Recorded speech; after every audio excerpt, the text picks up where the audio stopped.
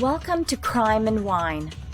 I'm Pamela Fagan Hutchins, your host, and this is the show where I talk with other crime fiction writers about the stories of thrills and suspense that will leave you mystified, sometimes horrified, and always wanting more.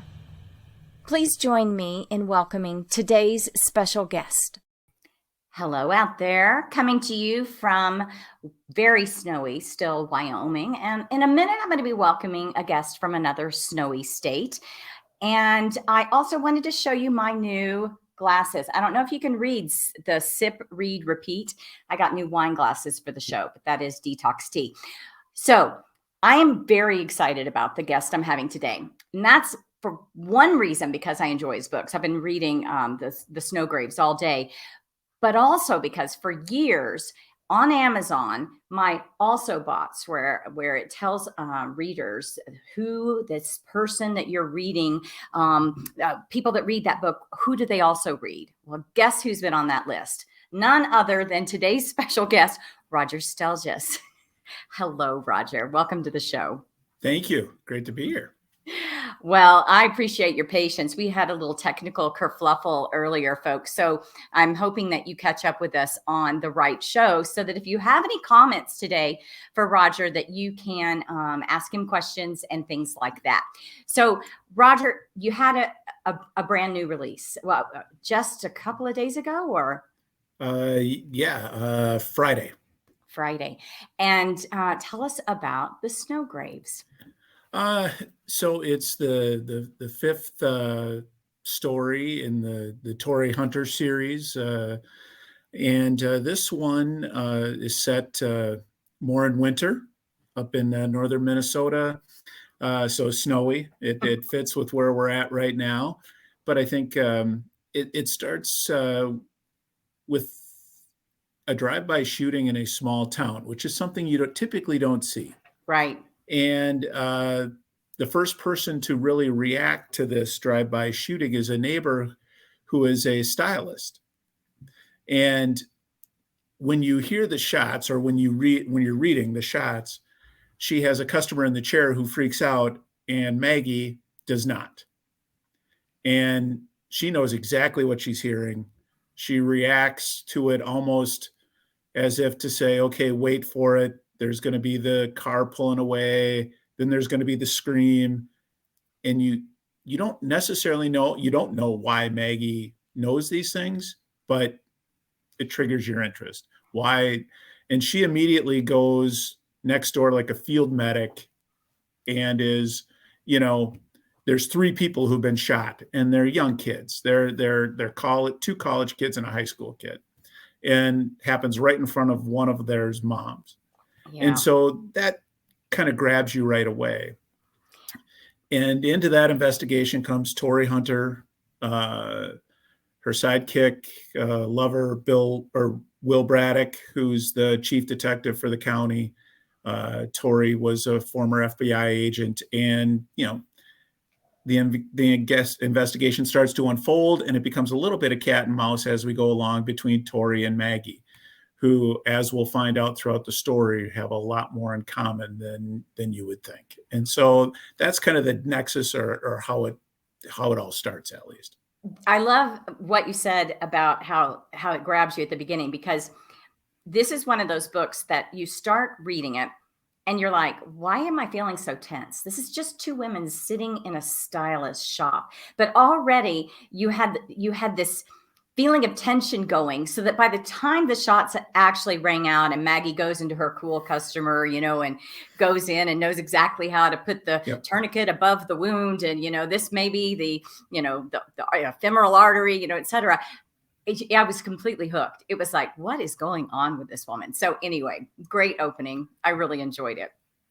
Great. Yeah. It's fun to write. And you just kind of think about, the writing process is always interesting. Okay, this is what I'm going to do, and this is who Maggie is. But then when you start writing those scenes, it's like, well, she would know this, or she wouldn't know that, or, and trying to ramp up the intensity of that scene so that, okay, there's this frantic effort to save their lives, but at the same time, you're just wondering, why does she know all this? Exactly. And as a reader, something's up, but you have no idea where this is going. And ultimately you find out the backstory, obviously, as the story unfolds. So when you first started writing Tori, what was the premise? What did you come up with? Or was there something in the world or your life that made you want to write these characters in this place? So Tori, taking a step back, I have a prior series that, that had a male lead to it. And he was a homicide detective in St. Paul, Minnesota. But I've been going to the vacation areas in Minnesota up to the Brainerd Lakes area my whole life. And I always thought it would be great to stage a story there. Tori is, I was always kind of drawn to the concept of leaving home and coming back. Mm-hmm. The backstory on Tori is, and this happens in the first book, is she has an identical twin sister who is abducted the summer before their senior year in high school. And their father is the sheriff. And her sister Jessie is never found. Mm-hmm. I mean, she just disappears. Tori sees her, goes off with a boyfriend, and then later that night, the call comes, her car is found out on the side of the road.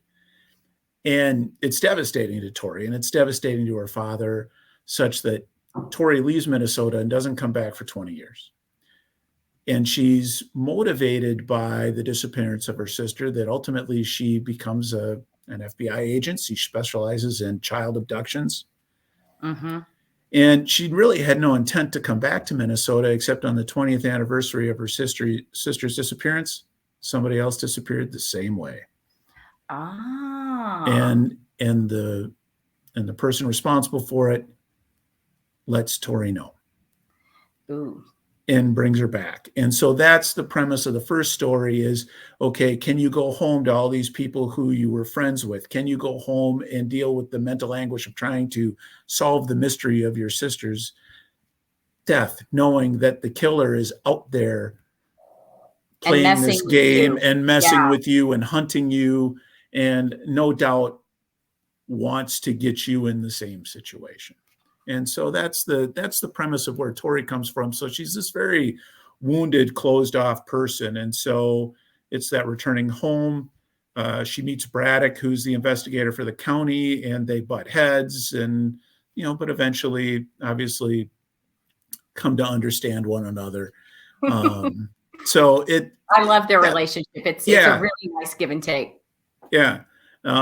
He's pretty calm and mellow, and Tori's not. So it's yin and yang a little bit. Yes. So do you ever draw from real life or your own life for your stories, or do ideas come to you in some other mysterious way? Oh, I think all of it. Definitely real life. I think all, usually I'll see some idea, some event or something somewhere that says, I could build a story around that. Right. I think, real life, how does that impact it? Well, I actually think where it impacts the most is dialogue. Mm-hmm. For me, I like to tell my stories, not so much narrative. There certainly is narrative, there has to be, but I like to tell it more through the story, through the characters communicating with one another and talking, and different speech patterns, and how people communicate and talk to one another. One of the biggest influences on me as a writer is actually a television show, The Wire, and just the authenticity of that. I try to aim for that. Now, it doesn't sound like street level Baltimore drug dealers. It sounds like more like Norwegians up in northern Minnesota, but the concept is the same idea. You want it to be authentic. You want it to, it's not Fargo, because that's the caricature, but there's elements of that to it for sure. Oh, I love that. And I definitely felt that. And, that it's not like, it doesn't read like a screenplay, but it reads somewhere in between a book and a screenplay, which leaves a lot of room for a reader to use their imagination. Yes. You give them the right, dialogue cues or just a few good things to get them going. And our readers are smart enough to fill in the blanks and picture this themselves. Now, Minnesota, a big part of your life and a big part of your books as well. Seems like that you have a deep love, or is it a love-hate, or is it a... Well, it's mostly love. Right about now, I want winter to be over, so there's a little bit of hate going on. Exactly. But no, I'm a proud Minnesotan. Proud of where I live, proud of where I've grown up. I've never ventured too far. I think it's a wonderful place to tell stories. I think the Twin Cities are. I think northern Minnesota is. And so it's been fun because I've taken an area of the state that I've visited a lot, and I've kind of created this fictional city in the middle of it. And it's an amalgamation of a variety of Minnesota towns. And but I think it's big enough that you can tell some bigger city stories, but it's small enough that you get lost in the woods and the lakes and the snow and all that kind of stuff. And so, because the Minnesota climate is a big factor. The Minnesota woods, the Minnesota water, Minnesota mosquitoes. Yes. I actually used to live in Minnesota as a very small child, Osseo and St. Paul. So you got to be kidding. I went to Osseo High School. Did you really? Yeah. That's funny.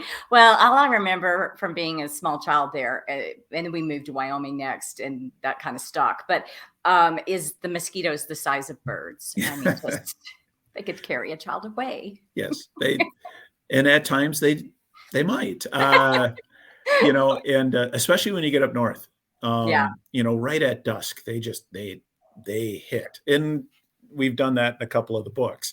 And so, it's all part of the charm, of being here. But Minnesota, it does allow you to tell stories where in the middle of summer up in northern Minnesota, it could be 90 degrees and sweltering hot, and it can be 30 below in the middle of winter. And so it gives you a lot of terrain to play with. And I think that readers like that.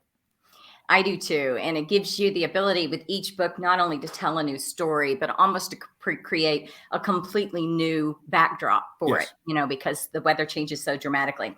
Okay, I'm going to switch gears with you. We do this little thing. We being me, we do this little thing on Crime and Wine where we do a speed round of questions. And I ask the authors that come on basically the same questions. So readers get to kind of compare their favorite crime fiction writers and how they answer these things. So which ones am I going to pick for you?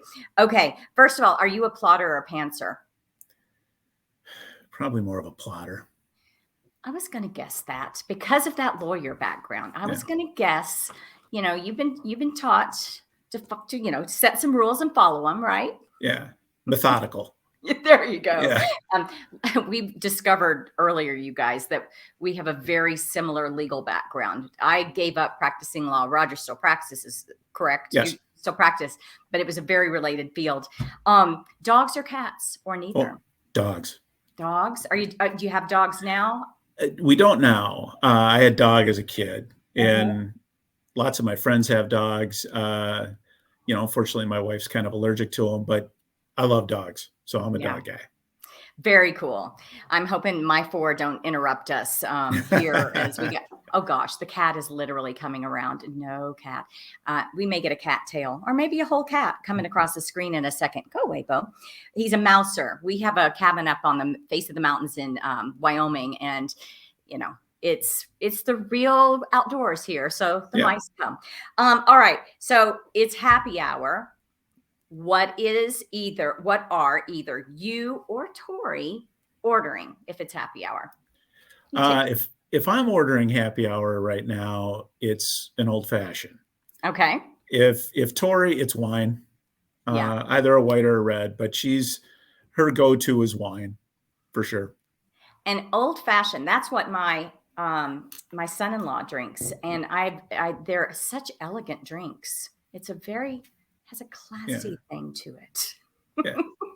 It's been a more recent conversion. I mean, if it's not that, it's a bourbon with a big ice cube. That's kind of what it is these days. Yeah. I love the big ice cubes. Okay. If you keep anything silly, the silliest thing you keep in your office, it can be your writer office, it can be your lawyer office, but do you keep anything silly? We got a couple of things. I got on the shelf behind me. I'm actually in my office. Uh-huh. There's a coffee cup that says I'm a ray of blanking sunshine. So for those days when you're not exactly feeling it. So does that shoe fit you occasionally, Roger? Yeah. So that's one of my favorite things. I have Maureen Downey saying, "Oh my God, I love your books," and Thank you, saw Maureen. that and said thanks. I want to be sure that the other people that are watching the show see Maureen's comment. Yay, Maureen! And I'll move on to the next question. If you had a theme song, or Tori had a theme song, what would it be? Tori's theme song, "Hit Me With Your Best Shot." That's a good one. Yeah. That's got Minotaur, right? Yeah. Okay. And Tori has a little bit of that she's feisty. She's got an edge to her. It's softened over the course of the 5 books as I think she's kind of gotten her life in order and has settled down, but it's still always there. And she's still always up for a fight. So I would definitely say that. For me, it's Born to Run. And we just went to Springsteen. He was just in town. So was he wonderful? So, yeah, for sure. He doesn't seem to age as far as his performance goes.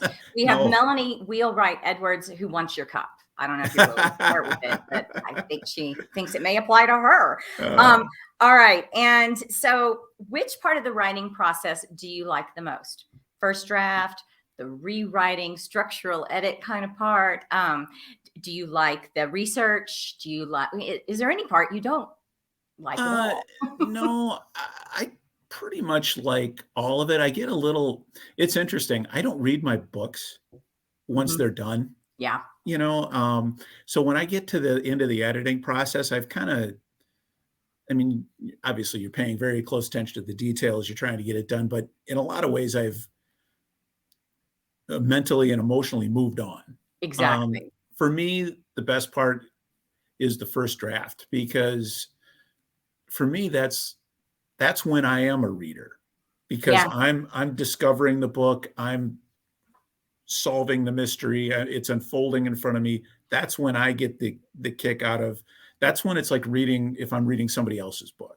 Right. For me, that's when I'm writing it, because while I do a broad outline, obviously I leave room for maneuver in it. And I'm not sure a lot of writers necessarily do it that way, but that's kind of how I roll with it. And so I discover things as I go along. It's kind of makes the fun of it. It's like you have to wait for the characters to be themselves and say their words and take you in directions. And for me, that's the most fun part, is when they surprise you. Yeah. And you thought you knew, but you didn't. I didn't think of that before, but boy, if I do this is going to, and then obviously as you know this, if I do that though, man, that's going to change about 5 or 6 other things that I got to make sure I catch along the way. But yeah. And how much trouble am I going to be for straying from what I told my editor this book was going to be about? And they're going to love it though. Maureen says she loves how Tori and Braddock are both alphas and their feistiness together, and that Maggie was such a wild character that she rooted for her. We also have Lynn Damaris. I hope I said that right, Lynn. If I didn't, I apologize. It's her first time here. She says hello. So welcome. Welcome to the show. And so last of my speed round questions, and this one's my favorite. If you played the lottery and won the lottery, what would be the first 5 things that you did with the money? So I saw this question. I wrote out an answer for this one because I thought that would be hard to come up with 5 right away. So new set of golf clubs, Ford Shelby Mustang GT. I love that car. My wife would like to take a trip to someplace like Fiji or Bora Bora. Vacation hut over the water. We would buy our dream lake house, and I would fund a literacy foundation. Oh, that would be good. Yeah. So do you already do work with literacy, or is it just kind of a dream? I would like to. I had a son who's dyslexic, and Yeah. so he went to this school that works with kids who are dyslexic, and we donate to that school. And I'd like to, someday, put together a scholarship or fund, for other kids to get the Yeah. assistance that he got, because it really saved him. And so, yeah, I mean, if I won the lottery, I definitely would do that. With the lake house, is that northern Minnesota? Is there? Well, we actually live on a lake here in the Twin Cities, Yeah. but there's the house that you would dream of, and Yeah, exactly. then the one we've got, right? So and my wife and I we're looking for that dream house, but there's budget and all that other kind of stuff that gets in the way. But Yeah. if you won the lottery, maybe it doesn't. So Yeah. My husband just told me the other day, we got a place in Maine and we've got this place in Wyoming. Both of them are really rugged. And he goes, what happens when we get old and we don't like the cold anymore? We need a beach house. I'm like, where is this coming from? What budget, what imaginary budget is going to pay for this? But, you can dream. Yeah. Well, you're going to have to just keep writing books, Pam. I guess so. Yeah. I guess so. And you too. By the way, Yes. Lynn says dimmerist, and he's a boy. So Lynn, I had to put that one up there to make sure that I rehabilitated myself with you after I said your name wrong and called you not a boy. I'm so sorry. Well, so you guys, I already told you I've been reading this book all day. I love it. I really love it. And you heard Maureen say that she loves it. So I think there's no choice but for you to go out and pick up a copy of The Snow Graves.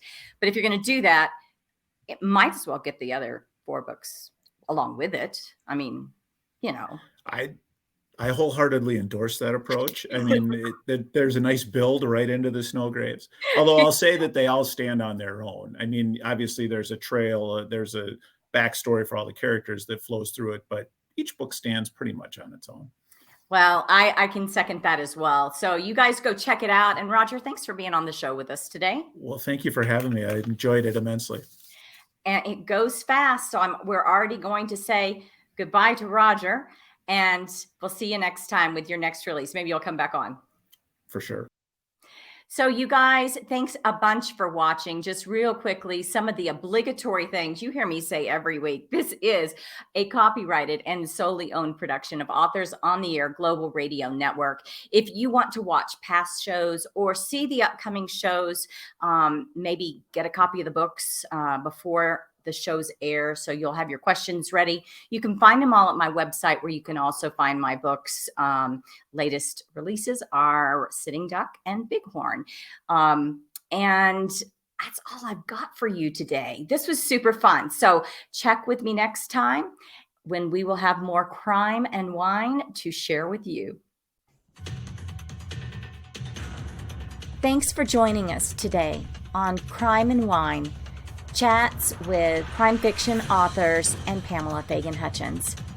We hope you enjoyed this episode, and we'll check back in with us next time for more thrills, suspense, and stories that will mystify, sometimes horrify, and always leave you wanting more.